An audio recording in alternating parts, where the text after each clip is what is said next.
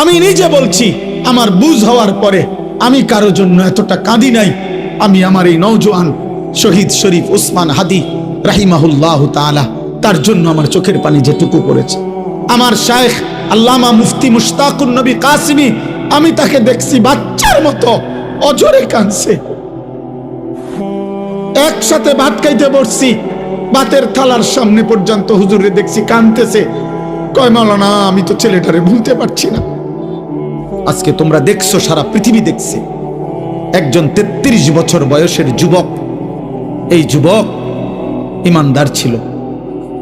আমার প্রিয় ভাই, আমার কলিজার টুকরা ভাই শহীদ শরীফ উসমান হাদি রাহমাতুল্লাহ আলাই, এই নওজোয়ান ইমানদার নওজোয়ান 5 ওয়াক্ত নামাজ সে পড়তো প্রতিদিন। খুদার কসম, ফজরের নামাজ সে জামাতে পড়তো। ফজরের জন্য বন্ধুদেরকে ডাকতো। ফজরের নামাজ পড়ে তার সংসদীয় এলাকা, যেখান থেকে সে স্বতন্ত্র প্রার্থী হতে চেয়েছে, সেখানে ওয়ার্কিং করত। যেদিন গুলিবিদ্ধ হয়েছে সেদিন তো সে জুমার নামাজ পড়ে আল্লাহকে সেজদা দিয়ে মসজিদ থেকে বাইর হয়েছে। এর কিছুক্ষণের মধ্যেই সে গুলিবিদ্ধ হয়েছে। সে হাফেজে কোরআন ছিল, তার বাবা আলেম ছিলেন, তার বড় ভাই আলেম, সে মাদ্রাসার ছাত্র ছিল, সে আল্লাহকে ভালোবাসতো, পাক্কা ইমানদার ছিল। তার হৃদয়ের সবটায় দেশপ্রেম, মাতৃভূমির 1 ইঞ্চি জমিন, মাতৃভূমির 1 ইঞ্চি জমিনের আজাদি, স্বাধীনতা, সার্বভৌমত্ব সে দিল থেকে চেয়েছিল। তার বক্তব্য এটাই ছিল যে আমি আমার মাতৃভূমির 1 ইঞ্চি জমিন আমি কাউকে নিতে দেব না, নিতে দেব না। এক যুবক আল্লাহকেও রাজি করেছে, মাতৃভূমির প্রতি ভালোবাসা দেখাইছে। ঈমান এবং দেশপ্রেম, এই 2 জিনিস তার মধ্যে একত্র হওয়াতে, তোমরা ভাই বলো, একটা ছেলে বলো, তোমরাও দেখছো, আমরাও দেখছি, গোটা বাংলাদেশের লক্ষ লক্ষ আলেম, মুফতি, মুহাদ্দিস, পীর, বুজুর্গ, আউলিয়া, ইমাম, খতিব, মুয়াজ্জিন, তালেবে ইলম, হাফেজে কোরআন, বুড়া মানুষ, জওয়ান মানুষ, বাচ্চা মানুষ, আরে বাবা, এই জাতির 18 কোটি মানুষ মনে হয় তার জন্য অঝরে চোখের পানি ফেলছে। আমি অসংখ্য আলেমের মুখে শুনছি, আমি নিজে বলছি, আমার বুঝ হওয়ার পরে আমি কারো জন্য এতটা কাঁদি নাই। আমি আমার এই নওজোয়ান শহীদ শরীফ উসমান হাদি রাহিমাহুল্লাহ তাআলা, তার জন্য আমার চোখের পানি যেটুকু পড়েছে। আমার শায়েখ আল্লামা মুফতি মুশতাকুন নবী কাসিমি, আমি তাকে দেখছি বাচ্চার মতো অঝরে কাঁদছে। একসাথে ভাত খাইতে বসছি, ভাতের থালার সামনে পর্যন্ত হুজুরে দেখছি কাঁদতেছে। কয় মাওলানা, আমি তো ছেলেটারে ভুলতে পারছি না।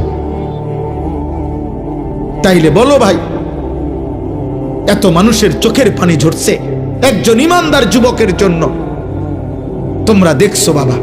অতএব তোমাদের কাছে বলি, বাপ, মরিলে এমন মরাই মইরো, বাঁচলে এমন বাঁচাই বাইছ। এই পৃথিবী তোমারে মনে রাখবে না রে আব্বা। এই নারী, ছবি, মোবাইল, অশ্লীল দৃশ্য, জিনা, ব্যভিচার, মদ, জুয়া, বন্ধুদের অসৎ আড্ডা, রাত্র দিন মোবাইলের আসক্তি, আর 1 ওয়াক্ত নামাজের সেজদা নাই। খোদার কসম, রব্বে কাবার কসম, এই পৃথিবী তোমারে মনে রাখবে না।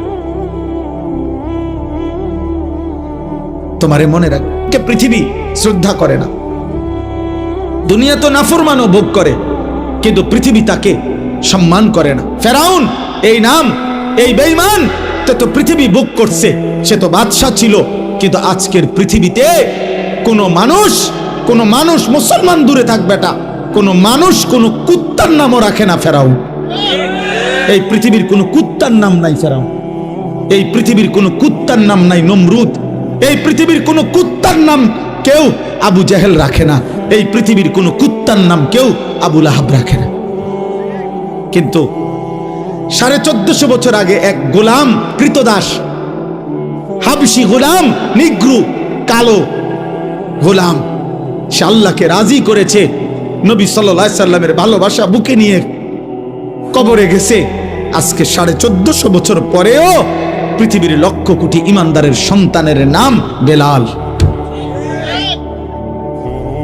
বেলালের কোনো আঞ্চলিকতা নাই, বেলালের কোনো সীমানা নাই। বেলাল সারা পৃথিবীর, আবু বকর সারা পৃথিবীর, ওমর সারা পৃথিবীর। 1000 বছর পরেও ইনশাআল্লাহ মনে রাখবা, এই মাটির যদি আরো 1000 বছর পরেও এই জমিন, আমার বাংলার জমিন টিকে থাকে, তো 1000 বছর পরের বাচ্চাটাও ইনশাআল্লাহ শহীদ শরীফ ওসমান হাদির নাম জানবে, ওকে চিনবে, ওকে চিনবে। জুনায়েদ বাগদাদির নাম সবাই জানে, বাগদাদের আর কোনো ধনীর নাম কেউ জানে না। বাইজিদ বুস্তামির নাম সবাই জানে, বুস্তাম নগরীর কোন সম্পদশালী ক্ষমতাধর ব্যক্তির নাম কেউ জানে না। আব্দুল কাদের জিলানী রাহমাতুল্লাহ আলাইহির নাম সবাই জানে, কিন্তু ওনার ওই বাগদাদের, ইরাকের ওই সময়কার কোন ধনাঢ্য ক্ষমতাধর কোন ব্যক্তির নাম পৃথিবী জানে না। রাবেয়া বসরির নাম সবাই জানে, কিন্তু ওই জামানার কোন সুন্দরী রূপসী নর্তকীর নাম পৃথিবী জানে না।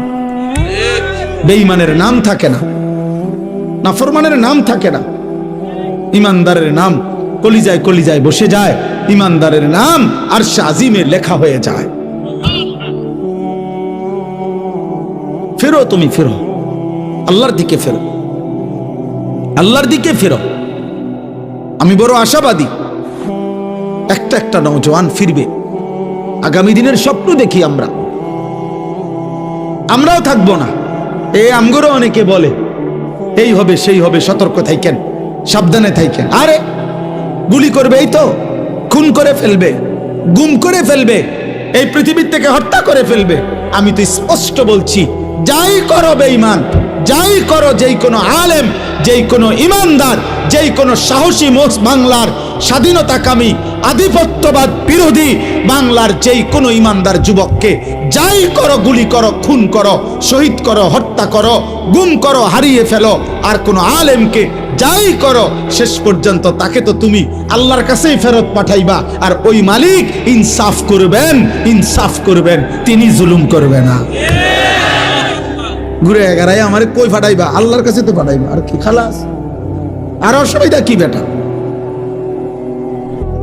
হ্যাঁ, গুলি করো আর ফাঁসি দাও, পাঠাইবা কার কাছে? তো সারছে তো, উনি তো সব দেখছে, উনি তো সব জানে, উনি তো জুলুম করবে না।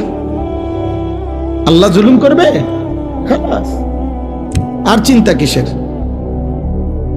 পরিবার, বিবি বাচ্চা কিচ্ছু হয় না, এ আস্তে আস্তে কাব্যে কুব্বাইয়া দাঁড়ায় যায়, সবে জিন পার হয়ে যায়। কত এতিম বাচ্চা, কত বিধবা নারী এই পৃথিবীতে শেষ পর্যন্ত আল্লাহর দয়ায় এই টিকে গেছে। এতিম মানুষ পৃথিবীতে বাঁচে না, এতিম মানুষ গদ্দুয়ার করে না, এতিম মানুষ বিয়া করে না, তো তো কি হইছে? কি হইছে? শহীদ শরীফ ওসমান হাদির ছেলে 8 বছরের মাসুম বাচ্চা মরবে না। আল্লাহ চাহে তো আমরা দোয়া করছি সে যেন আগামী দিনে মাহাদির সৈনিক হইতে পারে, তার হাতে আজাদির ইতিহাস যেন রচিত হয়। এজন্য তোমরা কিশোর, তোমরা যুবক, তোমরা শপথ নাও, শপথ নাও, একটা গুলি যেন, একটা গুলি, একটা বুলেট তোমাদের লক্ষ কোটি যুবকের ঈমান যেন দুর্বল না করে। তোমরা মাটির আজাদি, মাতৃভূমির আজাদি বলে দাও। আধিপত্যবাদের দোসরদেরকে, তোদের সংখ্যা বেঈমান বেশি হইতে পারে, কিন্তু আমার মাটিতে ঈমান বেশি।